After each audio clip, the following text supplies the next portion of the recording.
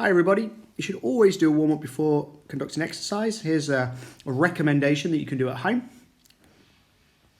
And of course some videos to illustrate some of the more difficult ones, the mountain climbers, the burpees, the up-down planks, and of course the inchworms.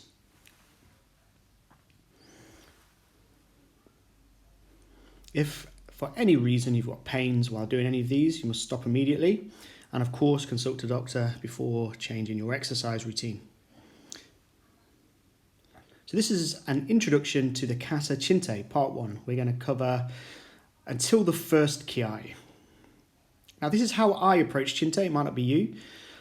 And of course, before swinging sticks around, you should always be in appropriate space with an appropriate adult watching if you're underage.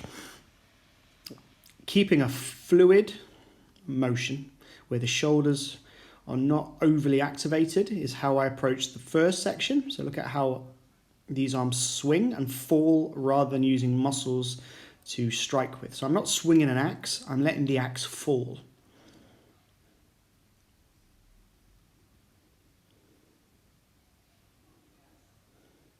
Likewise, some of these circular actions in the kata, which we'll do in part 2, some of them we'll do in part 3, help me to understand how the arms move. So I'm not activating the shoulder muscles. I'm just letting the arm naturally swing.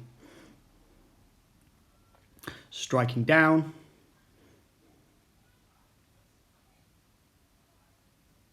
I think the cat is going to the toilet behind me. What do you reckon? So, first move. Right side hammer fist, stopping level with nose. And then left side hammer fist, stopping level with nose. I draw to the opposing ear, which allows a nice smooth action of a falling weight. I draw to the opposing ear and down. The fist is a hammer fist. From the side, and I'm going to move back a little bit so I don't land on the cat. Draw to the opposite ear, strike. Draw into the tummy, swap the hands over. Draw to the opposite ear, strike. And then I drop the weight, left foot, horse stance. Then I'm going to go behind myself. Chinte is one of the few katas that goes backwards. This is the hand position when I land in horse stance. This is the hand position before I land in horse stance. Dropping the weight. Horse stance. Here's what happens next. Right hand out and strike it. Left hand out, strike it. Right hand out, rising elbow. And I keep that quite low, I'll talk about that later. And I'm transitioning from rooted stance to front stance. Right side, then left side. Right side, oh, I'm changing my angle. So right side, then elbow on the third one. So I'm going to talk about this elbow a little bit.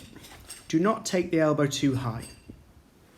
If you do take the elbow too high, to do the chop, you're going to have to come quite far in front of the face or over the head, and it's an unnecessary movement. If you keep it low, the shutta uki will be nice and relaxed. So look, nice and relaxed, and turn behind.